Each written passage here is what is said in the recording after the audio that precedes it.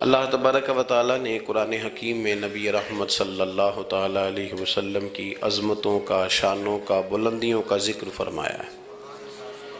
امت مسلمہ نے اور امت کے مفسرین نے، علماء نے نبی پاک صلی اللہ تعالیٰ علیہ وسلم کی ہر عظمت پر، سید عالم صلی اللہ تعالیٰ علیہ وسلم کو عطا کی گئی ہر شان پر تفصیل سے کلام فرمایا۔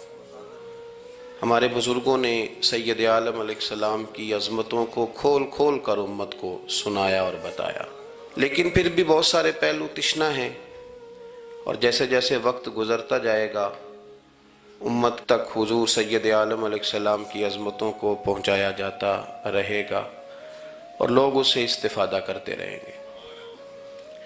قرآن مجید میں اللہ تعالیٰ نے ارشاد فرمایا کہ یا ایھا النبی انا ارسلناک شاہدا ومبشرا ونذیرا، اے محبوب علیہ السلام، بے شک ہم نے آپ کو گواہ بنا کے بھیجا ہے، خوشخبری دینے والا بنا کے بھیجا ہے اور ڈر سنانے والا بنا کے بھیجا۔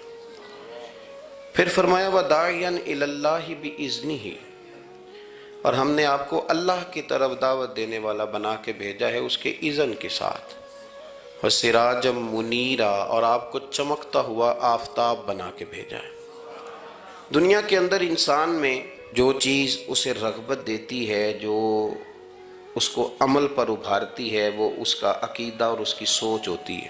انسان کے جو افکار ہوتے ہیں نا، جو اس کی سوچیں ہوتی ہیں، وہ اس کے عمل کو مرتب کرتی ہیں۔ انسان کا جس طرح کا نظریہ ہوتا ہے، پھر وہ زندگی میں عمل بھی اسی طرح کے کرتا ہے، لوگوں کے بیچ رہ کے وہ وقت بھی اسی طرح ہی گزارتا ہے۔ قریش مکہ اور حضور سید عالم صلی اللہ تعالیٰ علیہ وسلم سے جو پہلے کے لوگ تھے، ان کے افکار بہت ساری خرابیوں کا شکار ہو گئے تھے، فکری کمزوریاں پیدا ہو گئی تھی، مختلف قسم کی اوہام پرستی کا وہ شکار تھے، توہمات میں الجھ گئے تھے۔ حج کا موقع آیا ہے تو اب انہوں نے قبولیت کا یہ نظریہ گھڑ لیا ہے کہ ننگے ہو کے معاذ اللہ طواف کریں گے بیت اللہ کا۔ قربانی کا موقع آیا ہے تو جانوروں کا خون دیواروں کے ساتھ لگائیں گے خانہ کعبہ کی۔ اور قرآن حکیم ہمیں یہ بھی بتلاتا ہے کہ جب حج کر کے لوٹتے ہیں تو اب دروازوں سے نہیں گزرنا، اب ہم نے کوئی اور رستے پھلانگ کے گھروں میں آنا ہے، اس لیے کہ ہم نیک ہو کے آئیں۔ تو مختلف قسم کی توہمات انہوں نے گڑھ لی تھی، اللہ تبارک و تعالیٰ کی ذات کے بارے میں بھی، انبیاء کرام علیہم السلام کے بارے میں بھی۔ قرآن مجید ہمیں کہتا ہے کہ یہودیوں نے جناب عزیر علیہ السلام کو اللہ کا بیٹا کہا، عیسائیوں نے معاذ اللہ حضرت عیسیٰ علیہ السلام کو اللہ کا بیٹا کہا۔ تو افکار کے اندر جب انسان کے بہت زیادہ خرابیاں آ جاتی ہیں، یعنی ایک آدمی کا ذہن بن گیا نا سارے لوگ چور ہی ہیں، تو پھر کسی سے دوستی کرنا، کسی کے ساتھ چلنا، وقت گزارنا اس کے لیے دشوار ہی نہیں محال بھی ہو جاتا ہے۔ اور اگر انسان محسوس کرنے لگتا ہے نا کہ یار نہیں، ایسا نہیں ہے، یہ میرے رسول کریم کی امت ہے، اور حضور علیہ السلام نے فرمایا میری امت کبھی گمراہی پر جمع نہیں ہوگی، تو امت میں خیر ہے، ہمیں خیر کو تلاش کرنا چاہیے۔ پھر انسان آہستہ آہستہ نرم ہونے لگتا ہے، لوگوں کو گنجائش دینے لگتا ہے، اور ان کی باتوں کو، ان کی کمزوریوں پر وہ استدلال کرتا ہے کہ یہاں کمزور پڑ گئے ہوں گے، یہاں یہ مسئلہ ہو گیا ہوگا۔ وہ کسی نے کہا تھا کہ جانے کس عمر میں جائے گی یہ عادت میری، روٹنا اس سے تو اوروں سے الجھتے پھرنا۔ کئی دفعہ یوں بھی ہوتا ہے۔ تو ہمارے ہاں افکار میں اگر حسن رہے، تازگی رہے، خوبصورتی رہے۔ اب بھی کچھ لوگ ایسے ہیں جو اعتدال کا رستہ چھوڑ جاتے ہیں۔ صوفیاء کی جماعت میں جب سے ملنگوں نے قدم رکھا ہے، اور بہت سارے ایسے لوگ جو کہتے ہیں کہ نہیں تمہیں نہیں پتہ، بات معرفت کی ہے، تو ان لوگوں نے بھی خرابی پیدا کر دی۔ پھر اس کا نقصان یہ ہوا کہ کچھ دانشوروں نے، شعراء نے، سیاستدانوں نے معاذ اللہ یہاں تک کہنا شروع کر دیا کہ جو جس کو بھی پکارتا ہے کسی نہ کسی روپ میں اللہ کو ہی پکارتا ہے۔ افکار میلے کر دیے، بھئی اگر جس کو بھی جو پکارا جا رہا تھا تو وہ معاذ اللہ اللہ کو ہی پکارا جا رہا تھا، جس کے سامنے جو جھکتا تھا تو کوئی نہ کوئی اس کے ہاں توحید پائی ہی جاتی تھی، تو پھر اللہ کے رسول بتوں کے خلاف کیوں جہاد کرتے رہے؟ پھر لا الہ الا اللہ کا کیا معنی ہوا؟ تو ایک تو وہ طبقہ آیا، پھر ایک الحاد اور بے دینی کا رویہ کچھ لوگوں نے یہ بھی اختیار کیا کہ معاذ اللہ انہوں نے مسبب الاسباب کی بجائے لوگوں کو اسباب پر زیادہ توکل کرنے کا معاذ اللہ درس دیا. دعاؤں سے کام نہیں چلتا، خالی نعروں سے بات نہیں بنتی. اس کو یہاں تک لے گئے کہ اگر آج انہیں حضور کا کوئی معجزہ بتایا جائے، کسی کرامت کی بات کی جائے، اللہ تبارک و تعالیٰ کی طرف سے عطا کردہ کسی انہونی ایسی بات میں جس میں خالصتاً قدرت الہی کا دخل ہو، تو ان لوگوں کے لیے ماننا مشکل ہو جاتا ہے، کیونکہ انہوں نے زور ہی اس بات پہ دے دیا ہے. تو ان سارے رویوں کے اندر ہمیں پھر پلٹ کر انہی تعلیمات کی طرف توجہ کرنی ہوگی جو مدینے والے محبوب نے ہمیں عطا فرمائی، جو حضور نے عقائد اور نظریات کا حسن ہمیں عطا فرمایا. یہ میرا دور گھبرائے ہوئے لوگوں کا دور ہے، پریشان لوگوں کا دور ہے. ڈپریشن کے مریضوں کی تعداد 65% تک پہنچ گئی ہے. اس قدر زیادہ لوگ ڈرے ہوئے، پتہ نہیں کیا ہوگا. جو غریب ہو گیا وہ جانتا ہے شاید کبھی بھی میرا ہاتھ نہیں پڑے گا، جو بیمار ہو گیا وہ سمجھتا ہے کہ شاید کبھی تندرست نہیں ہوگا. تو کمزوری آ گئی اور تیزی کے ساتھ آئی. ٹی وی پہ بیٹھے لوگوں نے بھی کمزور کیا. پھر ایک تعویذ دھاگے والے تھے، انہوں نے بھی کہہ دیا تینوں کسی نے کچھ کیتا ہے. او بھئی کنے کیتا ہے؟ کہندا ہے مینوں حکم ہی نہیں، مینوں تے شرارت دا حکم سی، وہ میں کر چھڑی. تینوں کسی نے کچھ ہے؟ اب تو سوچتا رہ، جتنے تیرے دشمن ہیں تو ان کی لسٹ بنا لے. تو شرارتیں ہوئیں، لوگ کمزور ہوئے، افکار کے اندر کمزوری آئی. رسول کریم صلی اللہ علیہ وسلم لوگوں کو طاقتور کرتے، توکل کا درس دیتے. توحید باری تعالیٰ کے ستھرے جذبے حضور اپنے غلاموں کو عطا فرماتے. ان کی فکری حضور تربیت فرماتے، فکری. اللہ کے رسول صلی اللہ علیہ وسلم غار ثور میں موجود ہیں، ساتھ سیدنا صدیق اکبر رضی اللہ تعالیٰ عنہ. کفار جو گرفتار کرنے والے تھے، پیچھے لگے ہوئے تھے، وہ غار ثور کے دروازے تک آ گئے. جس طرح ڈاکٹر بول دیتا ہے، وہ کہہ دیتا ہے کہ اب جناب مشکل ہے، اگلے ہفتے آپ چلے جائیں گے. تو وہ جو کمزور لوگ ہیں انہوں نے اگلے ہفتے کیا جانا ہوتا ہے، وہ جب ڈاکٹر بتاتا ہے اسی وقت ہی فوت ہو جاتے ہیں. وہ کہتے ہیں اگلا ہفتہ تو لیٹ ہے، اسی وقت ہی سمیٹ لیتے ہیں سامان سفر. اور کچھ لوگ ایسے تھے، ڈاکٹر نے کہا کہ جناب آپ کی رپورٹس بتاتی ہیں کہ آپ بہت جلدی چلے جائیں گے. تو انہوں نے کہا جناب آپ جو کہہ رہے ہیں اپنے علم کے مطابق کہہ رہے ہیں، پر ہونا تو وہ ہے جو میرا رب کریم چاہے گا. یہ وہ جذبات ہیں جو ہمیں رسول کریم علیہ السلام نے عطا فرمائے. دیکھو حضرت ابوبکر صدیق رضی اللہ تعالیٰ عنہ کے ساتھ حضور غار ثور میں موجود ہے. کفار جو گرفتار کرنے والے ہیں وہ دروازے تک آ گئے، بالکل دروازے تک. اور جناب صدیق اکبر رضی اللہ تعالیٰ عنہ ان کو دیکھ کر تھوڑا سا گھبرائے، اپنے لیے نہیں، ذات مصطفیٰ کے لیے گھبرائے، کہیں حضور کو کوئی تکلیف نہ پہنچ جائے. تھوڑا گھبرائے، یا رسول اللہ وہ تو قریب آ گئے، اور اگر انہوں نے پیروں کی جانب جھک کر دیکھا تو وہ تو ہمیں دیکھ لیں گے. بالکل سرانے پہنچ گئے، یہ آ گئے، کھڑے ہو گئے، اور درمیان میں پردہ کیا ہے؟ مکڑی کا جالا. اور مکڑی کا جالا پھونک سے بھی اڑ جاتا ہے، تو مکڑی کا جالا بیچ میں. حضور وہ تو پہنچ گئے، ذرا جھک کر کے دیکھیں گے تو وہ تو ہمیں پکڑ لیں گے. اب یہ وقت تربیت ہے، اور وہ تربیت جو محبوب نے اپنے اس عظیم صحابی کی فرمائی، اس تربیت کو میرے رب کریم نے قرآن مجید میں بیان فرمایا. حضور فرماتے ہیں، رب فرماتا ہے کہ فرمایا محبوب نے، فرمایا لا تحزن، ابو بکر گھبرانا. یہ ایک موقع ہوتا ہے جب انسان کو گھیر لیتی ہیں مشکلات چاروں جانب سے، اور جو بھی آتا ہے وہ اسے مایوس ہی کرتا ہے. لیکن حالات کے سہمے ہوئے لوگوں کو بتا دو، حالات بدل جاتے ہیں، ایک جیسے نہیں رہتے. کہا لا تحزن، ابو بکر گھبرانا. کیوں؟ ہماری فوجیں آ کے انہیں پکڑ لیں گی، یا اندر ہمارے پاس کوئی ایسا اسلحہ موجود ہے کہ ہم ان پر چھوڑ دیں گے تو یہ مر جائیں گے. لا تحزن، ابو بکر گھبرائیے مت. کیوں نہ گھبرائیے؟ اس لیے کہ ان اللہ معنا، بے شک اللہ ہمارے ساتھ ہے. جن کے ساتھ رب ہو انہیں گھبرانا نہیں چاہیے. انہیں گھبرانا، یہ جو مسلح کی قوت ہوتی ہے، یہ دعا کی طاقت ہوتی ہے، دعا صلاح المومن، یہ جو قوت ہوتی ہے انسان کے پاس، یہ جو اس کے پاس ہتھیار ہوتا ہے کہ آج رات منا لوں گا، میرا رب کرم فرما دے گا. یہ جو اس کے پاس قوت ہوتی ہے یہ اسے کمزور نہیں پڑنے دیتی، اسے طاقتور رکھتی۔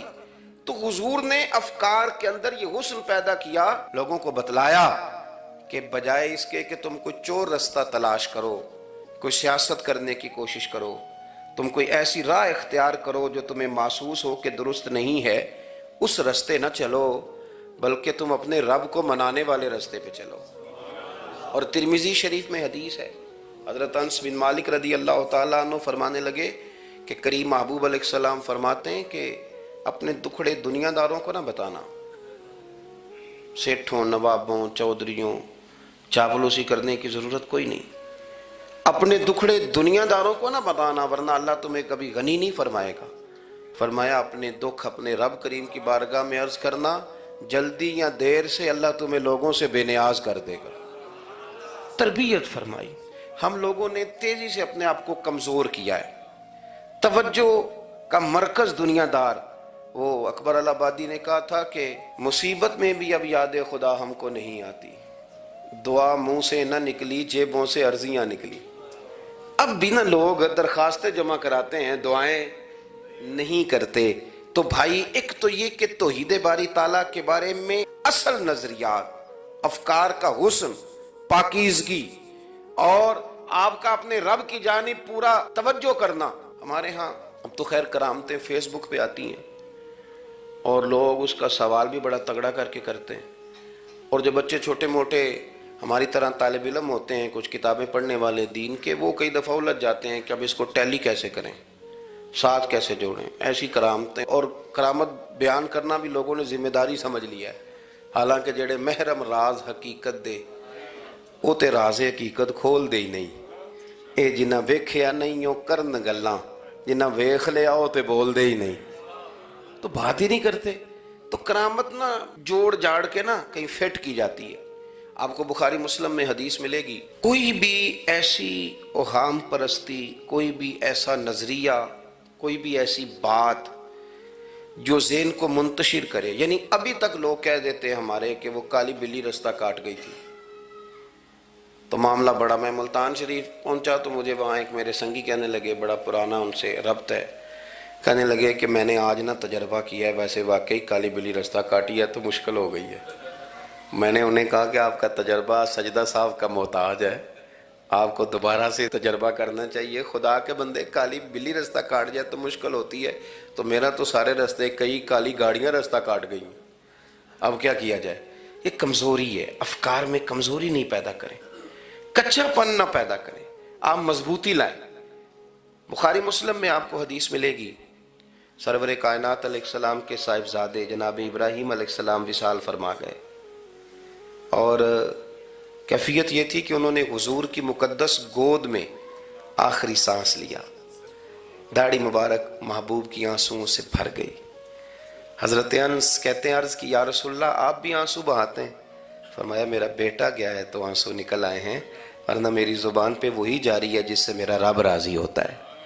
اسی دن نا، جس دن سرکار کے صاحبزادے کا وصال ہوا، اسی دن سورج کو گرہن ہو گیا۔ کچھ لوگوں نے بات جوڑ دی، کہنے لگے کہ آج چونکہ حضور سید عالم علیہ السلام کے صاحبزادے کا وصال ہو گیا تو آج دیکھو سورج کو بھی گرہن ہو گیا۔ بات جوڑ دی، غم کی کیفیت تھی، سرکار کی مقدس داڑھی آنسوؤں سے بھری ہوئی تھی، حالات کا تقاضا اور اس کی سمت کچھ اور تھی۔ حضور نے جمعے کا انتظار نہیں فرمایا، فرمایا بلاؤ لوگوں کو مسجد میں۔ لوگ جمع ہو گئے اور صحابہ فرماتے ہیں ہمارے خیال میں یہ تھا کہ یہ موقع نہیں تھا، آج نہ جہاد کے لیے حکم آنا ہے، کس مقصد کے لیے حضور نے طلب فرمایا، لیکن جب ہم گئے اتنا ضروری کام ہے نظریات کا صاف ہونا، اللہ کے محبوب نے لوگوں کو اسی دن بلا کے فرمایا لوگوں سنو، سورج اور چاند کو جب گرہن لگے تو استغفار پڑھا کرو، تسبیحات کیا کرو، نوافل ادا کیا کرو، اللہ کے حضور حاضر ہوا کرو۔ فرمایا یہ سورج اور چاند کو جب گرہن لگے تو یہ اللہ کی نشانیوں میں سے نشانی ہوتا ہے، کسی بندے کے دنیا سے جانے کا اس کے ساتھ کوئی تعلق نہیں۔ تم نے اپنے ذہن کو ٹھیک رکھنا، افکار کو ٹھیک رکھنا، کسی بھی قسم کی تم نے اوہام پرستی کا شکار نہیں ہو۔ مضبوط رہیں مضبوط رہیں، اٹھ باندھ کمر کیوں ڈرتا ہے، پھر دیکھو خدا کیا کرتا ہے۔ آپ مضبوط رہیں، جب مضبوط رہیں گے تو انشاءاللہ توانائی اللہ کی طرف سے عطا کر دی جائے۔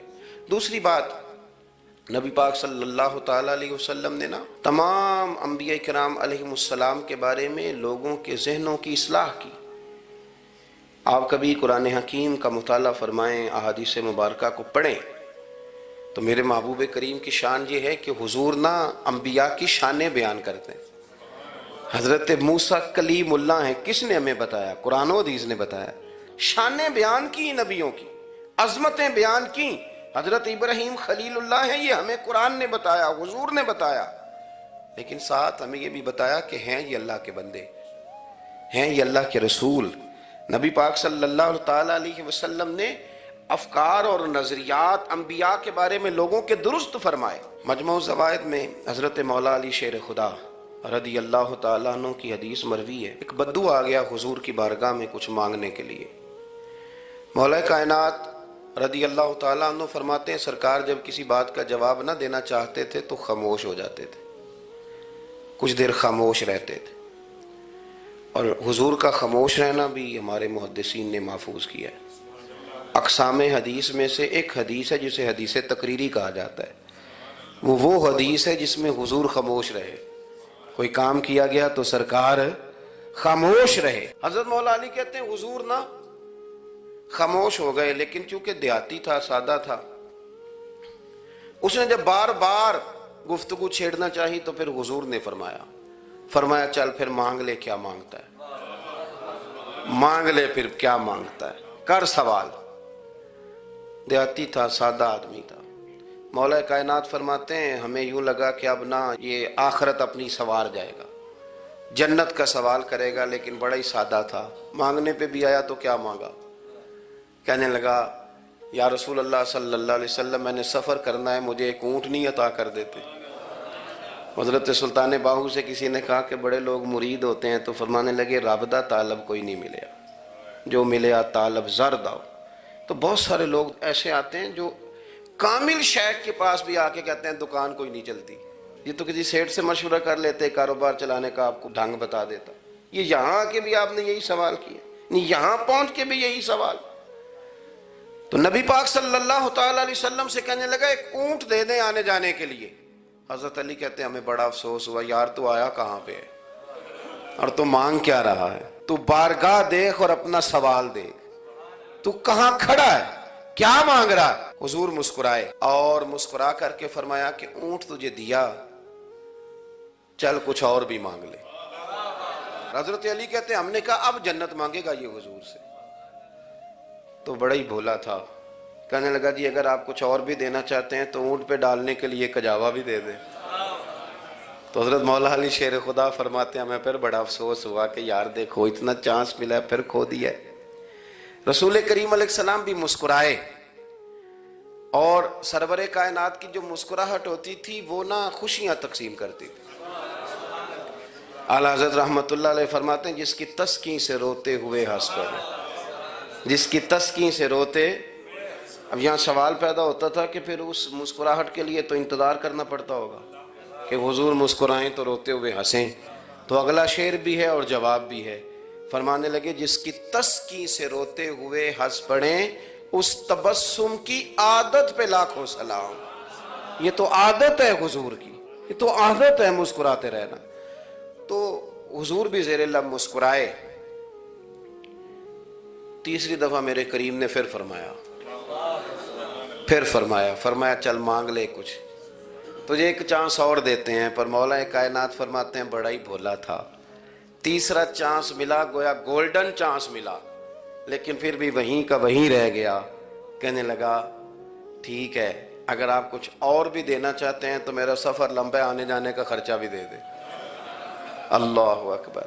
اب حضور عقائد کی بابت بتانے لگے کہ رسالت کے بارے میں، محبوب کے بارے میں عقیدہ کیسا ہونا چاہیے۔ تو حضور علیہ السلام فرمانے لگے تجھ سے تو وہ بنی اسرائیل کی بڑھیا ہی اچھی تھی۔ یا رسول اللہ صلی اللہ علیہ وسلم کون سی؟ تو حضور فرمانے لگے جناب موسیٰ علیہ السلام کو حکم ہوا ہجرت کریں، تو آپ جانے لگے، تو پھر ارشاد خداوندی ہوا کہ جہاں حضرت یوسف علیہ السلام مدفون ہے آپ کا مزار پر انوار ہے، اگر آپ کو جانا ہے تو پھر ان کے تابوت کو بھی آپ نکال کر کے ساتھ لے جائیں۔ حضرت سیدنا موسیٰ علیہ السلام نے لوگوں سے پوچھا تمہیں پتہ ہے جناب یوسف کا مزار کہاں ہے؟ کسی کو نہیں پتا، ایک بوڑھی اماں ہے ضعیف العمر، اس کو خبر ہے۔ حضرت موسیٰ علیہ السلام نے اس سے کہا اماں تو بتائے گی کہ حضرت یوسف کا مزار کہاں ہے؟ تو کہنے لگی بتاؤں گی پر مفت نہیں بتاؤں گی۔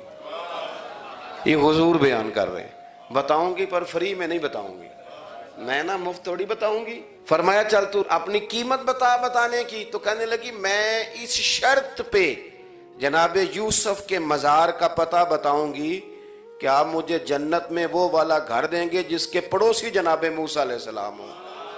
آپ کے پڑوس میں گھر چاہیے، تجھ سے تجھی کو مانگ کے میں نے مانگ لی ساری کائنات، وہ والا مکان چاہیے جس کے پڑوسی آپ ہوں۔ تو حضرت موسیٰ کلیم فرمانے لگے اماں چل جنت مانگ، تو نبیوں کے قریب مکان مانگ رہی ہے، وہ تو بڑا اونچا درجہ ہوگا، تو بڑی دور پہنچ گئی، اتنی بڑی سوسائٹی میں پلاٹ مانگ لیے، وہاں پہنچ گئی۔ تو بوڑھی کہنے لگی ٹھیک ہے پھر اگر یہ معاملہ ہے تو پھر ختم ہو گئی بات، اگر آپ نہیں بتاتے تو جائے میں بھی نہیں پتہ بتاتی۔ یا وہ اڑ گئی، ٹھہر گئی، اور اڑی بھی کس طرح، یہ بھی میرے اللہ کی توفیق، میری طلب بھی تو تیرے کرم کا صدقہ ہے، میری طلب بھی تو تیرے کرم کا صدقہ ہے، یہ پاؤں اٹھتے نہیں بلکہ یہ اٹھائے جاتے ہیں۔ تو وہ کہنے لگی میں نہیں پھر بتاتی، آپ کسی اور سے پوچھ لیں۔ جناب موسیٰ خاموش ہوئے تو ارشاد خدا بندی ہوا کلیم اپنے پڑوس میں مکان دینے کا وعدہ آپ کر لیں اور مکان انہیں میں عطا کر دوں گا۔ تو حضور سید عالم صلی اللہ تعالی علیہ وسلم نے اس بدو کی موجودگی میں تربیت فرمائی صحابہ کی، یہ چیزیں بھی حضور نے عطا فرمائی، لیکن جب تمہیں کہا جائے مانگو تو پھر یہ کریم رسول کا دروازہ